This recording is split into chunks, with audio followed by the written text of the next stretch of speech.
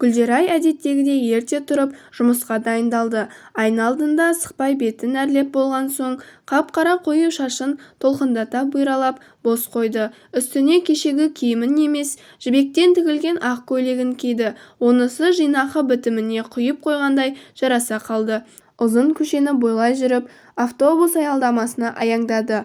Гүлдерайдың бұнда көшіп келгеніне көп болған жоқ. Мамандығы бойынша жұмыс табылғансын ештеңеге алаңдамай осы қалаға тартып отырды. Келген беттен көрші-қолаң мен әріптестердің көзіне бірден түсті. Ұқыпты әрленген әдемі жүзін, оның күлкісі одан сайын аша түседі. Үнемі күлімсіреп, жан-жағына шуақ шашып тұрады. Бір қарағанда бақыттан басы айналып жүрген жанға ұқсайды. Алайда бұл бөтен қаладан келген бойжеткеннің күндізгі бетпердесі еді. Гүлдерай дәрігер, таңертеңнен кешкі уақытқа дейін жұмыста болады. Үйге қайтуға асықпайды. Онда күтіп отырған ешкімі де жоқ. Қас қарайып аспанда ай торлаған шақта жалғыздықпен бетпе-бет қалады. Сол сәтте күндізгі жарқыраған жүз, емен жарқын күлкі күнмен бірге ұясына батып кеткендей сезіледі. Түні бойы төсегінде дөңбекшіп, кірпіктері айқаспай-ақ қойды. Айналаны қою қараңғылық басса болды, өткен өмірі ойына орала кетеді. Ойламайын десе де еріксіз тұңғиыққа жетелейді. Қарап отырса, бала болып еркелеп, бойжеткен болып наздануды білмепті. Әкесі Асқар өмірден өткенде 3 жастағы сәби көп нәрсені сезе қоймапты. Еміс-еміс есінде қалғаны анасының түн батса көп жылайтыны. Бұл мектеп табалдырығын аттаған жылы анасы Ажар бір азаматтың етегінен ұстады. Өмірбек Гүлдерайға өгейлік көрсетпеді, бауырына басты. Қызым деп елжіреген жанға бұның да бауыры бұрып тұрады. Анасының да жүзіне күлкі үйіріліп, шуағы кетуге сәл-ақ қалған шаңыраққа жылылық ұялады. Тағдыр дегенді қойсаңшы, бір айналдырғанды Құдай шыр айналдырады деуші ме еді? Бақытты балалық небәрі 3 жылға созылды. Туғанындай болған әкесі де бұларды тастап мәңгілік мекеніне аттанды.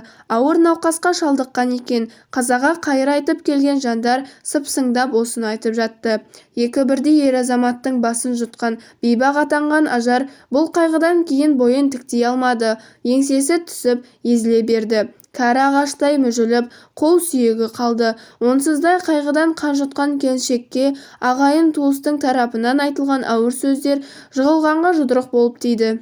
Шыдас бермей сынып кетті. Бір балалы жесірді алды деп Өмірбекке өкпелеп, бұларға өшігіп жүрген енесі Күлән ауыл-аймаққа баламның басын жұтты, Қарабет деп жаман атын жайды. Бұдан кейін бұл ауылда тұрудың мәні кеткенін сезіп, жалғызын жетектеп анасының үйіне келді. Қайран ана жалғызын өзекке тепсінбе, қанатының астына алды. Маңдайы ашылмаған қарағым-ау, тағдырдың ісіне шара бар ма? Мына жалғызыңды ойла, жабырқаған жаныңа жалау болатын осы ғана. Есіңді жи деп қызын маңдайынан сүйді. Тірі адам тіршілігін істейді. Ажар сыныптас құрбысы Ферузаны сағалап жұмыс істеуге алыс қалаға кетті. Гүлдерай әжесінің қасында қалып, мектептегі оқуын жалғастырды. Ажар жалақысын алған сайын ауылға ақша жіберіп тұрады. 5-6 айда бір келеді. Бас-аяғы 10 күндей болып қайта кетеді. Соңғы келгенінде анасы: «Қызым, сабағыңды жақсы оқы. Мектеп бітірген соң сені де әжеңді де қасыма алып кетемін. Әжең ауылдағы қарт кісілермен шүйіркелеседі. Сен жоғары оқу орнына түсесің. Бізді өскенде асырайтын боласың» деп күлімсіреп қолын қысқанда, Гүлдерай анасының арықтап кеткенін, маңдайына сүйгенде демінің де бәсеңсіп қалғанын аңғарды. Қолдары ап-арық, тамырлары білеуленіп тұр. Жүзі де солыңқы. Іштей анамның жұмысы ауыр екен ғой деп топшыладым. Өз-өзіне: «Анашым, мен өскенде дәрігер атанамын. Әжем де, сіз де ешқашан ауырмайтын боласыздар» деп уәде берді. Қазіргідей қалта телефоны жоқ кезі. Анасы мен қызы сағынышқа толы хат жазысады. Уақыт зымырап өте берді. Гүлдерай биыл мектеп бітіреді. Сыныбындағы үздіктердің бірі. Күндіз-түні жатпай тұрмай сынаққа дайындалып жүрген бойжеткеннің басына қара бұлт тағы үйірілді. Әкесі жоқ тек жетімді, тағдыр анасы жоқ тол жетім атандырды. Өкпесіне қатты суық тигізіп алған Ажар ауруды жеңе алмапты. Басқа түссе баспақшыл, бұған да көндігуге тура келді. Жалғыз әжесін қимаса да ана арманына қиянат қыла алмады. Жоғары оқу орындарының біріне барып дәрігер мамандығын алуды мақсат етті. Оқуға қабылданған күні егіліп жылады. Кеудеге толған өксігі жанардан жас болып тоқтаусыз ақты. Әттең, анам осы күнді көргенде деп кеудесі қарс айырылды. Өзегі өртенген өкінішті сыртқа шығарып бір босаңсып қалды. Жатақханада бірге жататын құрбысы Шолпан бұған таңырқай қарады. Қуаныштың көз жасына ұқсамайды, алайда артық сұрақ қоюға батылы бармады. Гүлдерай бар ынта-жігерін оқуға арнады. Мықты дәрігер болып, балалардың анасынан айырылып қалмауына себепші боламын деп алға мақсат қойды. 5-ші курсқа қадам басқан жылы нағашы әжесі өмірден озды. Бұл қайғыға да қас қарайып тұрып қарсы алды. Осы жолы кең дүниеде жалғыз қалғанын анық сезді.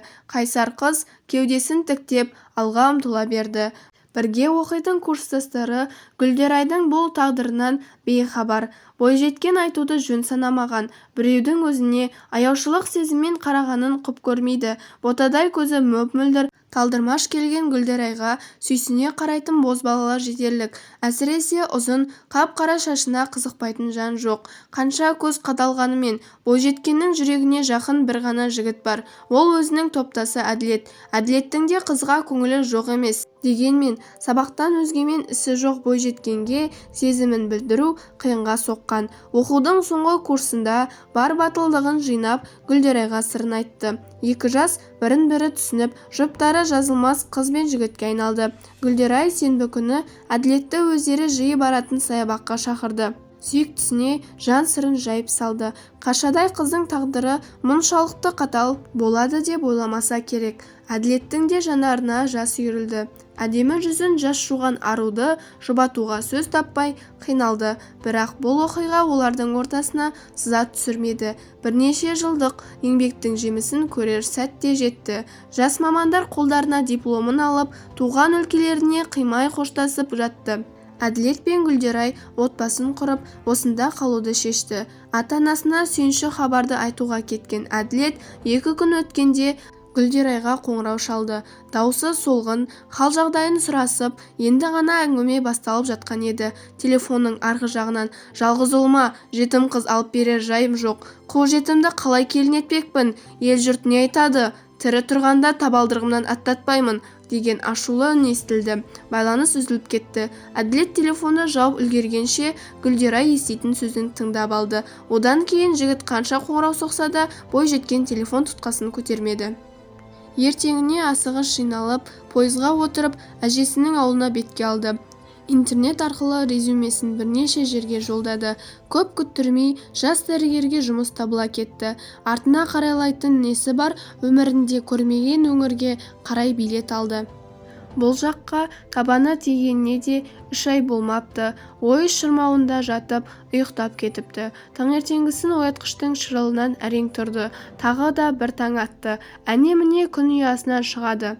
Гүлдерай да сұлу жүзімен күлімсіреуді жалғастырады. Ішіне бүккен сырын біреу біліп қоярдай езуін жимайды. Айна алдына қарап жүзіне ұзақ үңілді. Күндізгі бетпердесін киіп алатын алдамшы бейнесіне қарап іштей толқып кетті. Оқиғаның авторы Ұлбосын Талапбаева.